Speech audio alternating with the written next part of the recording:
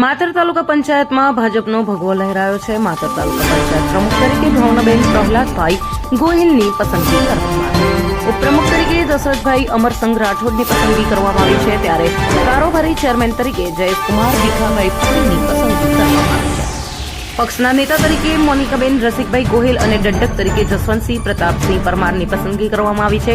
માતર તાલુકા પંચાયતમાં total 20 seat પર ચૂંટણી યોજાઈ હતી, જેમાં ભાજપની 13 સીટ અને કોંગ્રેસની 7 સીટ પર જીત થઈ હતી। 13 સીટ સાથે ભાજપની સ્પષ્ટ બહુમતી થતા પ્રમુખ, ઉપપ્રમુખ અને કારોબારી સહિતની પસંદગી ભાજપના સભ્યોની કરવામાં આવી હતી।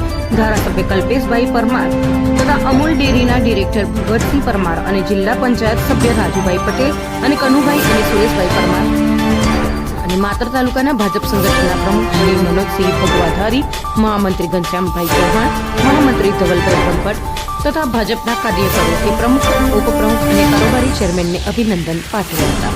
રિપોર્ટર મોહમ્મદ ખાન પઠાણ, માતર, ખેડા। આજે ભારતીય જનતા પાર્ટીને સ્પષ્ટ બહુમતી સાથે આ પ્રમુખ ઉપપ્રમુખની નિમણૂક થઈ છે, બારે શું કહેશો?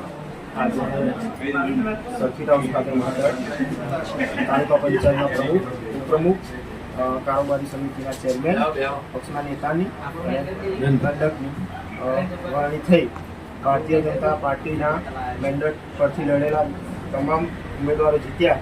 મતલબ પાર્ટીના મેન્ડેટ પરથી પ્રમુખ, ઉપપ્રમુખનું નામ જેનું આવ્યું એના દરેક સભ્યોએ વધાવી લીધા અને એમને પ્રમુખ, ઉપપ્રમુખ તરીકે ચૂંટી લાવ્યા।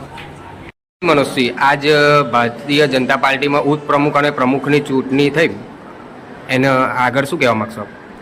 આજે ભારતીય જનતા પાર્ટીની સ્પષ્ટ બહુમતી સાથે માતર તાલુકા પંચાયત બની છે અને માતરમાં ભારતીય જનતા પાર્ટીનો ભગવો લહેરાયો છે, તેનો સ્પષ્ટ જઈ આપણે જે નાનામાં નાના કાર્યકર્તા, બૂથમાં કામ કરતા બૂથ પ્રમુખ અને નાના નાના કાર્યકર્તાએ જે અથાગ મહેનત કરી છે તેનું આ પરિણામ છે। हम दिखाएंगे सच्चाई की खबर चैनल को लाइक कीजिए, सब्सक्राइब कीजिए और हमारे साथ जुड़े रहिए। हम दिखाएंगे आपको सच्चाई की खबर।